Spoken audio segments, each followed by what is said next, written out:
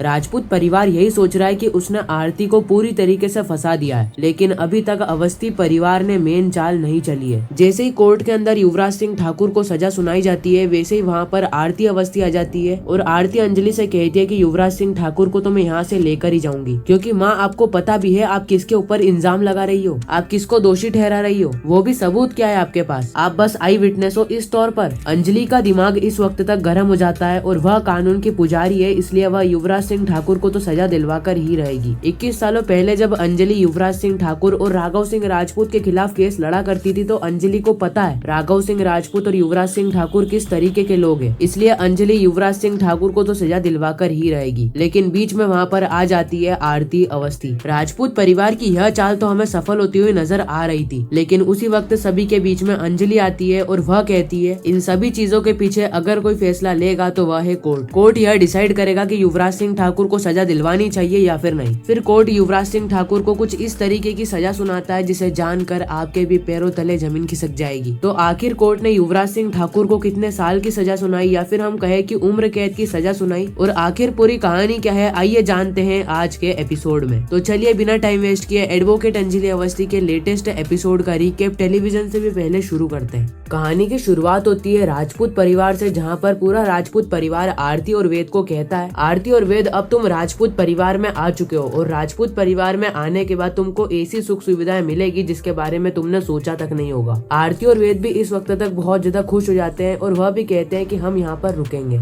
सारिका आरती से कहती है कि ऐसी सुविधाएं और ऐसी देखभाल क्या अवस्थी परिवार कर पाता, क्या अवस्थी परिवार तुमको इतने बड़े बंगले में रुकवा पाता। आरती कहती है लेकिन अवस्थी परिवार में भी तो सुविधाएं मिल सकती थी ना, राजपूत परिवार जैसे इतनी सारी सुविधाएं नहीं मिलती, लेकिन जरा सी सुविधाएं तो मिल जाती ना, इतनी सुविधा तो मिल जाती कि हम रह सकते, खा पी सकते, घूम सकते। सारिका कहती है लेकिन तुम्हारी माँ तो तुम्हारे खिलाफ जा चुकी है ना, तुम्हारी माँ तो कली के साथ खड़े होकर वह केस लड़ रही है। 21 सालों तक जो माँ व्हील चेयर पर बैठी हुई थी, जब वह 21 सालों बाद खड़ी हुई तो वह अपनी ही बेटी के खिलाफ चले गई। आरती तुम्हें सोचो, क्या तुम्हारी मम्मी को तुम्हारे साथ खड़ा रहना चाहिए था या फिर नहीं, तुम्हारी मम्मी को तुम्हारा साथ देना चाहिए था। हालांकि वह कली तो नमक हराम औरत है, वह कली ने तो वेद के साथ गलत तरीके से शादी करी है और जो भी शादी कली ने वेद से करी थी वह सारी शादी झूठी है। यह सारी बातें तुम्हारी मम्मी को बताने के बावजूद भी तुम्हारी मम्मी कली का साथ दे रही है। महक इस वक्त तक आरती से कहती है कि आरती मैं तुमसे हाथ जोड़कर विनती करती हूँ कि मेरी और युवराज के रिश्ते को बचा लो। मेरी और युवराज की शादी हो चुकी है और जो भी केस युवराज सिंह ठाकुर के ऊपर हुए थे वह 21 साल पहले हुए थे और वह केस वहीं पर ही खत्म हो गया था, या फिर हम कहे कि वह केस को राघव सिंह राजपूत ने एडवोकेट अंजलि अवस्थी को हरा दिया था, लेकिन वापस से उस केस को कोर्ट के अंदर 21 साल बाद लाना यह कैसा न्याय है। आरती मैं तुम्हारे सामने हाथ जोड़ती हूँ, प्लीज मेरे और युवराज के रिश्ते को बचा लो। सारिका इस वक्त तक पूरे परिवार को रोकती है और कहती है कि अभी अभी आरती यहाँ पर आई है, आरती के साथ ऐसी चीजें मत करो, अभी आरती को यहाँ पर रुकने दो, आरती को यहाँ पर चैन की सांस लेने दो। एक बार आरती घर के हाव भाव को समझ गई ना, उसके बाद हम आरती के साथ बात करेंगे। पूरा परिवार आरती से कहता है कि आरती तुम रहोगी तो यहाँ पर राजपूत परिवार में, लेकिन राजपूत परिवार के अंदर तुम्हें तुम्हारे पिता का कमरा दे दिया जाएगा, पिता के कमरे में ही तुम और वेद दोनों ही रुकोगे। आरती इस वक्त तक बहुत ज्यादा खुश हो जाती है क्योंकि आरती को ऐसी सुविधाएं मिल रही थी जो कि अंजलि अवस्थी ने आरती को पूरी जिंदगी में कभी भी नहीं दी है। 21 सालों बाद भी अगर अंजलि आई है, अगर अंजलि 21 सालों बाद भी व्हील चेयर से अपने पैरों पर खड़ी हुई है तो वह आरती के खिलाफ ही गई है। और यह सारी चीजें देखने के बाद कहीं ना कहीं आरती को भी अंदर से लग रहा है कि मेरी मम्मी मेरे खिलाफ है, मेरी मम्मी मेरे खिलाफ जाकर केस लड़ रही है, मेरी मम्मी अपनी ही बेटी से लड़ेगी। यह कैसा न्याय है भगवान, यह कैसा न्याय है भगवान। यह तो आप भी जानते हैं कि कली किस तरीके की लड़की है, उसने वेद से शादी करके ठाकुर परिवार, अवस्थी परिवार और राजपूत परिवार के बीच में वापस से एक नई जंग छेड़ दी है। 21 सालों पहले जो केस खत्म हो गया था वह केस वापस से अब वह कोर्ट के अंदर लेकर आ चुकी है। भगवान अब बस मुझे आप ही रास्ता बताओ, क्या मैं वेद जी को छोड़कर चले जाऊं या फिर वेद जी के साथ ही खड़े होकर अपनी हक की लड़ाई लड़ूं। पूरे ही परिवार को पता है कि कली और वेद की शादी के अंदर जो सिंदूर का प्रयोग किया गया था वह सिंदूर नकली था। आरती यह सारी ही बातें सोच रही होती है, उसी वक्त आरती के पास अंजलि का फोन आता है और अंजलि आरती से कहती है कि आरती तुम वहाँ पर क्या कर रही हो, मैंने तुमको 1000 बार मना किया है ना कि तुम राजपूत परिवार में मत जाया करो, राजपूत परिवार से हमारी गहरी दुश्मनी है। राजपूत परिवार 21 सालों पहले हमारे खिलाफ गया था, राजपूत परिवार ने हमारे साथ कटघरे के अंदर कोर्ट में खड़े होकर केस लड़ा था और मैंने उस समय राजपूत परिवार को हरा दिया था। और आरती फिर भी तुम राजपूत परिवार के अंदर ही जा रही हो, तुम्हें पता है ना कि यह सारी चीजों के अंदर राजपूत परिवार का ही हाथ है। राजपूत परिवार की एक नई चाल है जो कि अवस्थी परिवार को बर्बाद करना चाहती है। आरती कहती है कि माँ आपने तो मुझे सारी सुख सुविधाएं प्रोवाइड नहीं करवाई, आपने तो मुझे सारी ही सुविधाएं नहीं दी, सारी ही खुशियां नहीं दी जो कि राजपूत परिवार मुझे 21 साल बाद दे रहा है। ना आपने मेरे को चलना सिखाया, ना आपने मेरे को बोलना सिखाया, और 21 सालों बाद भी जब आप व्हील चेयर से खड़ी हुई तो भी आप मेरे खिलाफ जाकर बैठ गई हो। आप बार बार कली का साथ दे रही हो, जबकि मैंने आपको कितनी बार बताया है कली मुझे मारना चाहती थी, मुझे मार कर कली अपना जीवन वेद के साथ बिताना चाहती थी, और जो शादी कली ने वेद के साथ करी है वह शादी नकली थी। और यह सारी बातें पता होने के बाद भी माँ आप कली का ही साथ दे रही हो। अंजलि कहती है कि मैं कानून की पुजारन हूँ और जो भी फैसला मैं लूंगी वह कानून के ऊपर ही लूंगी, कानून के खिलाफ जाकर मैं एक भी फैसला नहीं लूंगी। जब आरती को यह सारी बातों के बारे में पता चलता है तो आरती फोन को काट देती है, क्योंकि आरती को पता चल चुका था कि उसकी मम्मी अब उसके खिलाफ है। अब उसकी मम्मी से जरा सा भी बात करना बिल्कुल भी अच्छा नहीं है, क्योंकि अगर अंजलि आरती से ज्यादा बातें करेगी तो वह आरती को केस हरा सकती है, आरती से ज्यादा सबूत निकलवा सकती है। आरती इस वक्त तक ठाकुर परिवार और राजपूत परिवार का साथ देते हुए नजर आएगी, क्योंकि आरती को पूरी तरीके से पता चल चुका है कि अब उसकी मम्मी उसके खिलाफ जा चुकी है। अब उसकी मम्मी कली के साथ है और 1% भी वह आरती का साथ नहीं देगी। उसकी मम्मी बार बार कह रही है कि वह कानून के ऊपर फैसला सुनाएगी, कानून के ऊपर फैसला सुनाएगी, लेकिन आरती को यह भी पता है कि उसकी मम्मी कली के साथ है और कली कितनी शातिर औरत है। इस वक्त तक पूरा ही राजपूत परिवार सोच रहा होता है कि आरती और वेद इनके जाल में फंस चुके हैं। अब आरती और वेद राजपूत परिवार के अंदर जाएंगे और राजपूत परिवार में आने के बाद सारा ही खेल संभालेंगे राघव सिंह राजपूत। इसके बाद एक नई जंग की शुरुआत होगी, जहां पर आरती राजपूत परिवार का साथ देगी और अंजलि राजपूत परिवार के खिलाफ जाकर केस लड़ेगी। कोर्ट के अंदर आमने सामने खड़े होंगे एडवोकेट राघव सिंह राजपूत और एडवोकेट अंजलि अवस्थी, जिसके अंदर आरती अवस्थी हमारा साथ देते हुए नजर आएगी। अगले ही सीन में हम देखते हैं आरती और अंजलि को, जहाँ पर अंजलि आरती से कहती है सारिका सिंह राजपूत, अभय सिंह राजपूत, महक सिंह राजपूत सब यहाँ पर आए थे क्या? आरती कहती है कि हाँ वह यहाँ पर आए थे। अंजलि कहती है कि वह यहाँ पर क्यों आए थे, मुझे कारण बताओ, मुझे कारण जानना है। वो यहाँ पर आकर क्या करके गए, तुम्हें क्या पट्टी पढ़ा कर गए? मुझे पता है कि वो यहाँ पर इसीलिए आए थे ताकि वह अपनी नई चाल चल सके। और आरती वह जो कुछ भी कह रहे हैं उनकी चाल में फंसो मत, क्योंकि अगर तुम उनकी चाल में फंस गए ना तो वह तुम्हें पूरी तरीके से बर्बाद करके रख देंगे। आरती कहती है कि माँ मैं उनकी चाल में फंसने वालों में से नहीं हूँ, बल्कि माँ मुझे पता है कि वो मुझे बहुत सारी खुशियाँ ला कर देंगे। जो खुशियाँ आपने मुझे 21 सालों तक नहीं दी है वह खुशियाँ मुझे राजपूत परिवार देगा। माँ 21 साल बाद जब आपकी आंखें खुली, आप अपने दोनों पैरों पर खड़ी हो गई, उसके बावजूद भी आप अपनी बेटी का साथ नहीं दे रही हो। जब से आपकी आंखें खुली है तब से आप मेरे खिलाफ ही हो। 2 मिनट भी मेरे साथ चैन से बैठकर बातें नहीं करी है, और अगर मैं आपसे कुछ भी कहने के लिए जाती हूँ तो बार बार आप वही रट लगाए बैठे हो कि मैं कानून की पुजारी हूँ, मैं कानून की पुजारी हूँ। अगर आप कानून की पुजारी हो तो कानून के साथ ही रहो ना, फिर आप मेरी जिंदगी में समस्या बनकर क्यों आ रही हो? अंजलि कहती है कि आरती मैं तुम्हारी माँ हूँ माँ, और कोई अपनी माँ से ऐसे बात करता है क्या? तुम अपनी माँ से ऐसे बात कर रही हो, तुम अपनी माँ को गलत ठहरा रही हो। आरती कहती है कि अगर माँ आप गलत हो तो मैं आपको गलत ठहराऊंगी, अगर आप गलती कर रहे हो तो मैं उसको सुधारूंगी। माँ मैं आपको कितनी बार समझाऊं कि वेद जी और कली की शादी नकली थी, वह कली 1 नंबर की नमक हराम औरत है, वह आपको भी जाल में फंसा सकती है। अंजलि कहती है कि मेरा नाम है एडवोकेट अंजलि अवस्थी, कोर्ट में मेरी बात चलती है और बाहर मेरा हाथ चलता है। आज तक कोई भी ऐसा इंसान पैदा नहीं हुआ जो कि मुझे अपने जाल में फंसा सकता है। और आरती तुम मुझे सिखा रही हो कि कली मुझे अपने जाल में फंसाएगी? कली जिस समय तुम पेट में थी ना उस समय तक मैं कोर्ट में जाकर केस लड़ी हूँ, और आरती तुम मुझे सिखा रही हो कि कली मुझे अपने जाल में फंसा रही है। देश के सबसे बड़े पॉलिटिशियन से मैं लड़ी हूँ, देश के सबसे बड़े पॉलिटिशियन चंद्रभान ठाकुर, युवराज सिंह ठाकुर सब मेरे खिलाफ चले गए थे, लेकिन फिर भी मैंने तुम्हारी पद्मा मौसी के लिए केस लड़ा और तुम्हारी पद्मा मौसी को न्याय दिलवाया। और यह राजपूत परिवार और ठाकुर परिवार को तो मैं बहुत अच्छे से जानती हूँ, यह लोग तुम्हें पूरी तरीके से फंसा कर रख देंगे। आरती मैं तुमसे आखिरी बार कह रही हूँ कि राघव सिंह राजपूत की बातों में मत आना, क्योंकि अगर तुम राजपूत परिवार की बातों में आ गई ना तो तुम जिंदगी भर बैठकर पछताओगी। लेकिन आरती कहती है कि माँ आप मेरे खिलाफ चले गए ना, अब मैं आपके खिलाफ जाकर केस लड़ूंगी और आपको यह केस हराकर ही रहूंगी, क्योंकि मेरे साथ भी कोई मामूली एडवोकेट नहीं खड़े बल्कि देश के सबसे बड़े एडवोकेट राघव सिंह राजपूत खड़े। और अगर राघव सिंह राजपूत कोर्ट के अंदर कदम रख देते हैं ना तो अच्छे अच्छे वकील वहाँ पर शर्मा जाते हैं। और माँ आप तो 21 सालों से कोर्ट में नहीं गई हो माँ, अभी तक तो आप सारे लॉ भूल चुकी होंगी माँ, राघव सिंह राजपूत आपको अभी भी हराने में सक्षम है। खैर इसी के साथ यह एपिसोड यहीं पर ही खत्म हो जाता है। बाकी मैं मिलता हूँ किसी नेक्स्ट इंटरेस्टिंग वीडियो में किसी नए टॉपिक के साथ, जब तक के लिए गुड बाय।